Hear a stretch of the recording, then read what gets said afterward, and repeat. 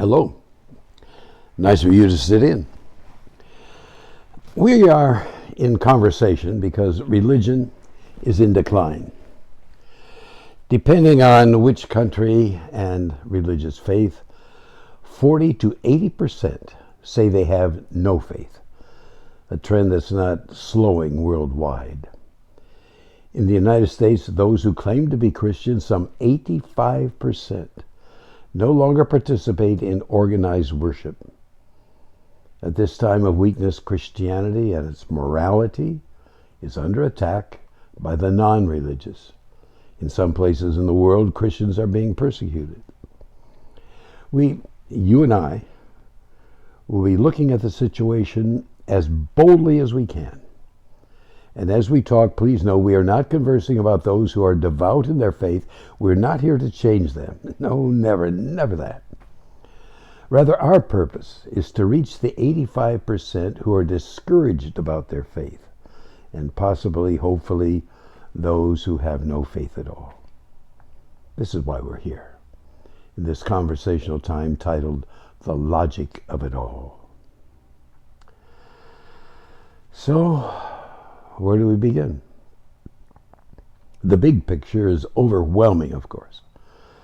But if we approach this decline of religion one step at a time, hopefully it won't be so daunting.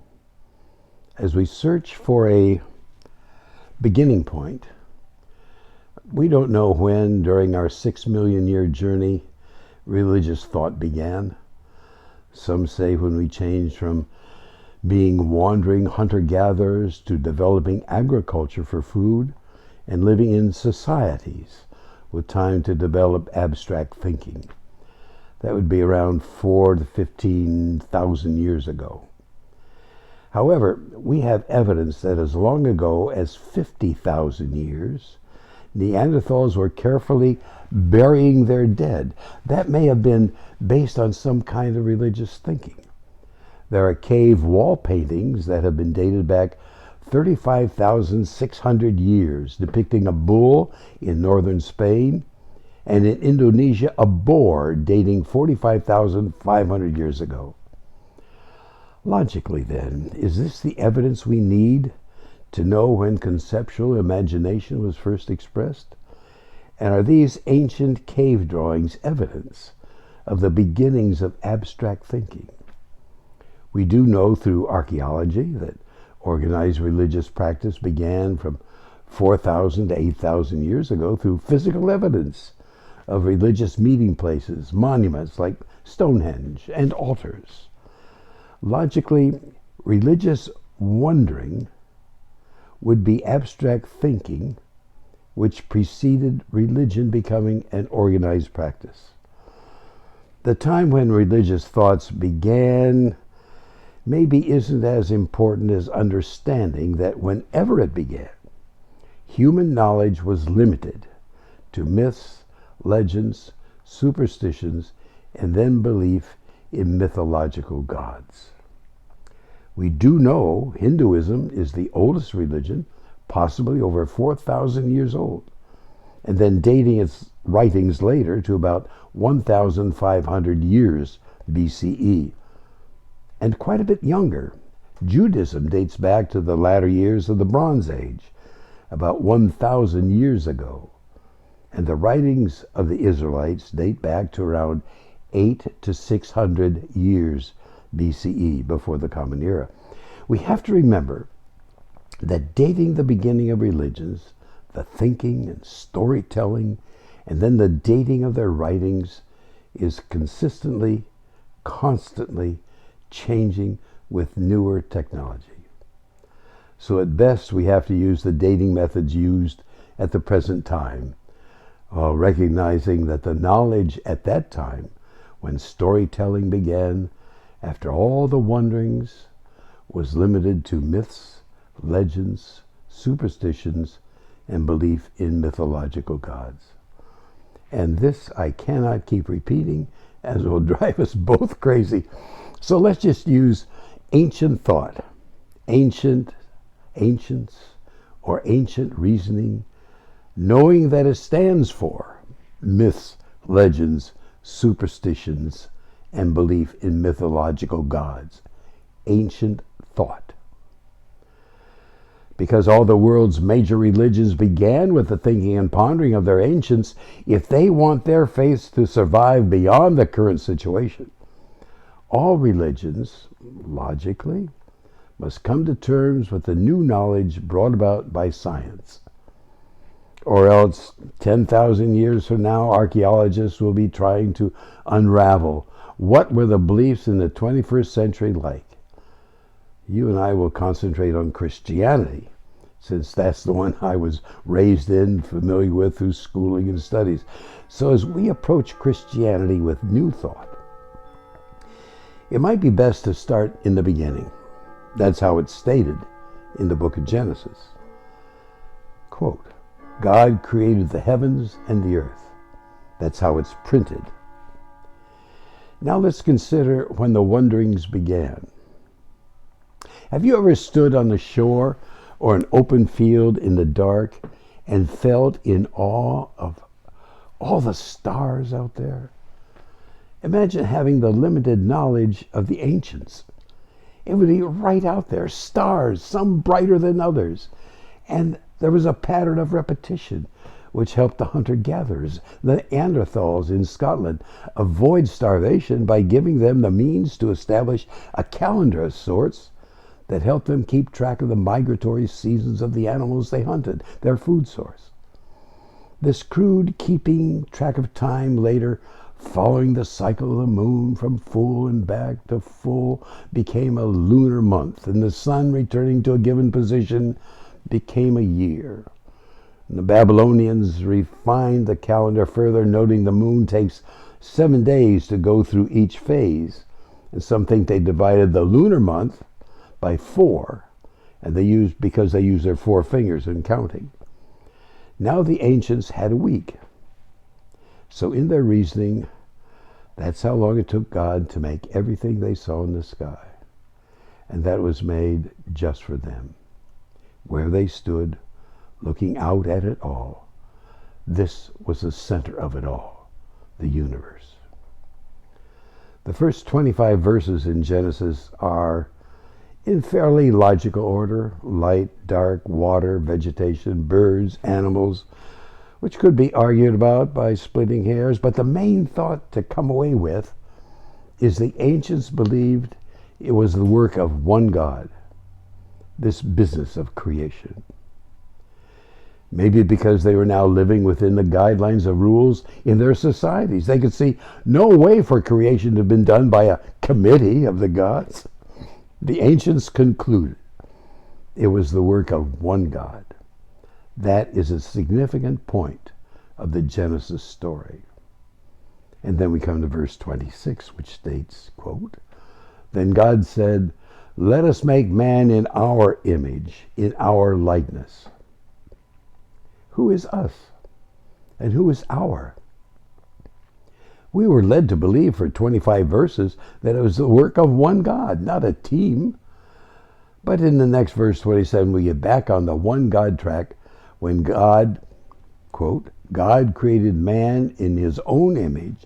In the image of God, he created him, male and female, he created them. That was on the 6th day. And on the 7th day, God rested.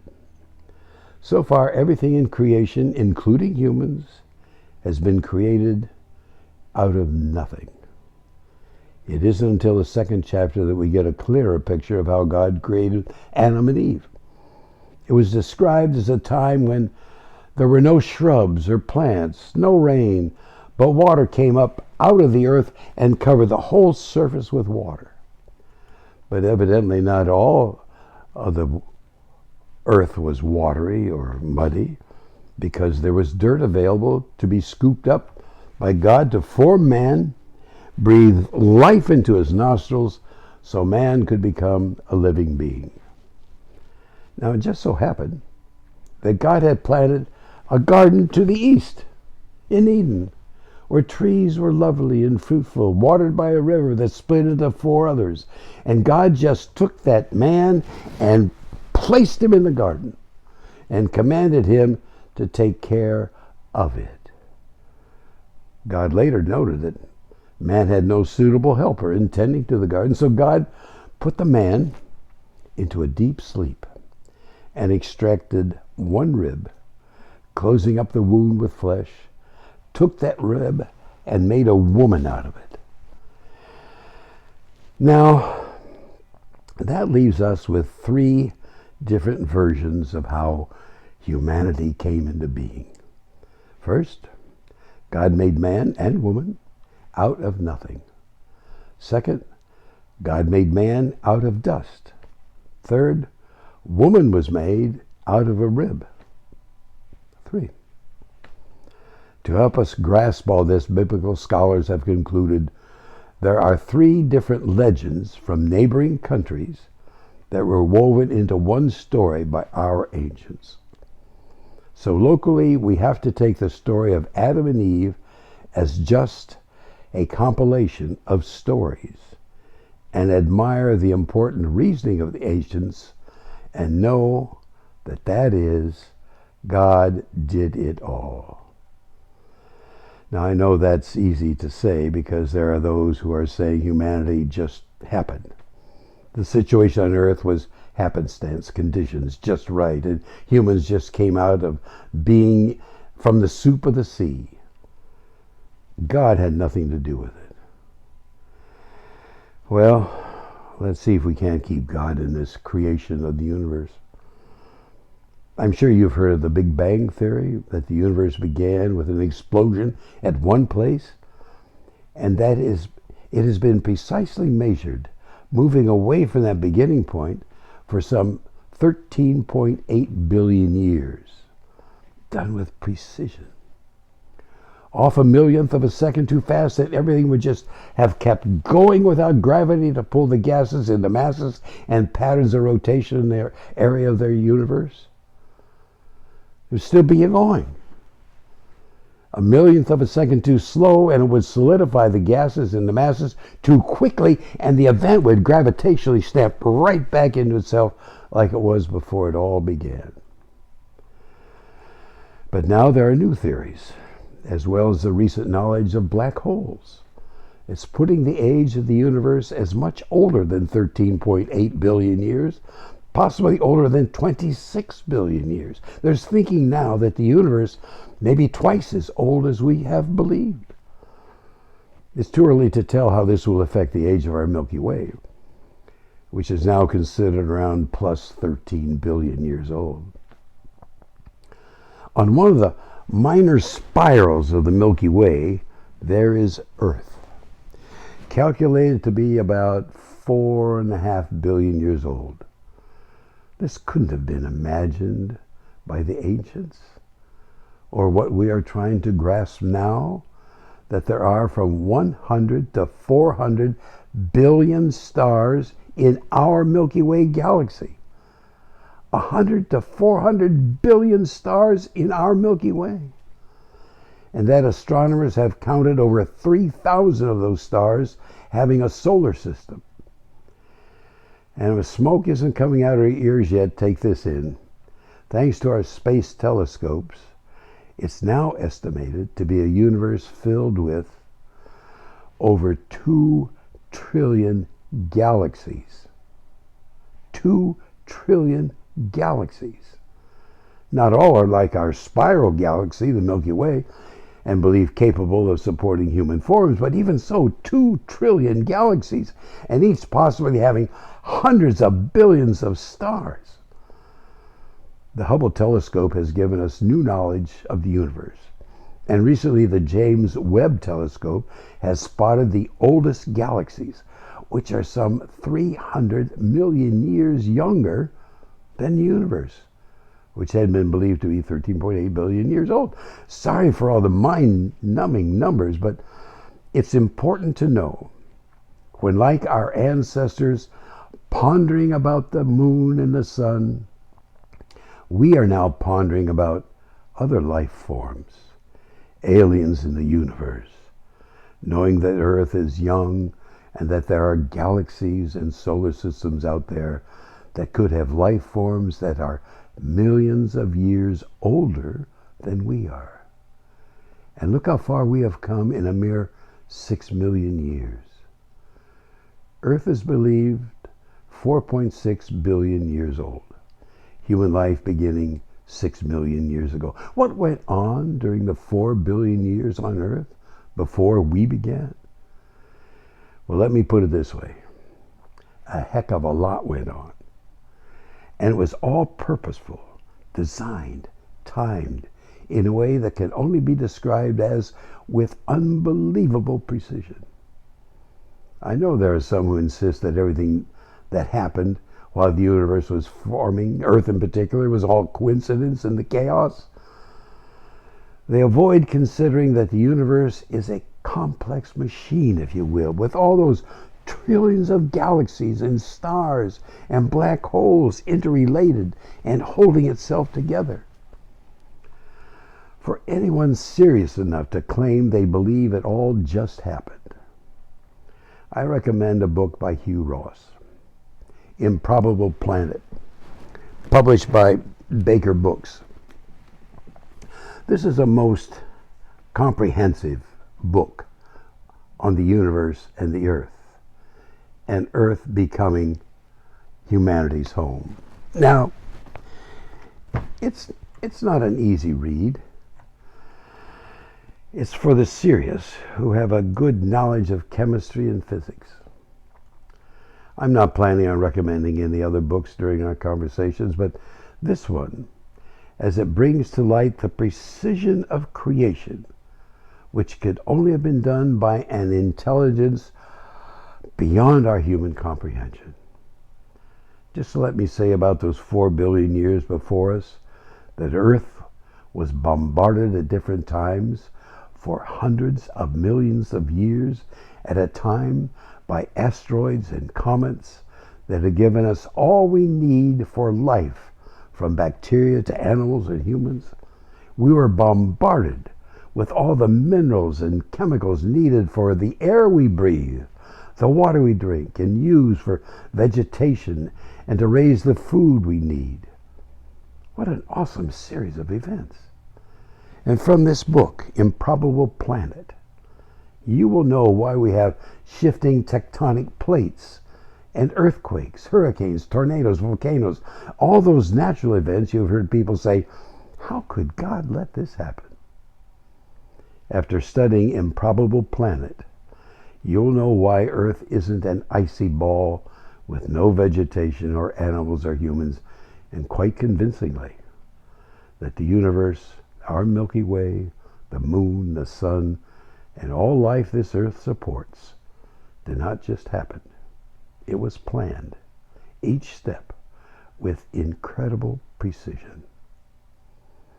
We humans can quite accurately measure distances and the composition of planets and stars, because the laws of science in the universe are so consistently accurate. We can fly to other planets and asteroids, land on the moon, and return. Accuracy in the universe is what makes it possible to go out into it and safely return. Without the consistent accuracy, we would be earthbound. The writings and scriptures of Christians' faith do not go into the scientific evidence of an intelligence creating the universe, just that God did it, as described in what amounts to be legends, stories, told and then written by our ancients, which made God out to be like some cosmic magician. We need, logically, to amend our grasp on the legends so we can more fully appreciate the accomplishment of the Creator. We are not, as our scriptures portray us, the center of the universe. We are in a universe about as significant as a neutron in an atom of a grain of sand on Earth. That's pretty small in the universe. Now, what do we do about the Adam and Eve story? How do we reconcile the scientific evidence of life's beginning with a story in Genesis? How can we make single-cell bacteria becoming two-cell bacteria and the development of vertebrate cells, one set becoming the animal world and the other becoming the human world? Close, similar, but not as Darwin portrayed evolution from animal to human, but rather animals going through their evolutions and humans going through their evolution by becoming humanids, and then Homo erectus, looking as we do today for nearly 200,000 years. We are close to the animal world, just not directly evolving away from it. Close to the animal world. So close, in fact, in the news recently, a man received a heart transplant from a pig. Certainly, our ancients saw the animal world alongside the human world and reasoned that animal life was different from human life, and that sometimes humans acted very animal-like, treating other humans very badly, and so began to ponder, as we do today, how some people could be so bad, evil, and other people good. Is that what led to a concept of sin? We have to go back to the Adam and Eve story for that, the origin of sin. We have to make our faith relevant and meaningful for our 85%. Just look at what's happening in our society today. Robbing, killing each other, parents killing their children, aborting babies, predators grooming innocent children. Adam and Eve and sin in the garden, and so much more. Even eventually death in heaven. All will have to wait until another time. Remember, one step at a time, which is something we are now running out of, and the coffee's cold. Until that time, when I hope we can get together again, have a good rest of your day and sunshine tomorrow.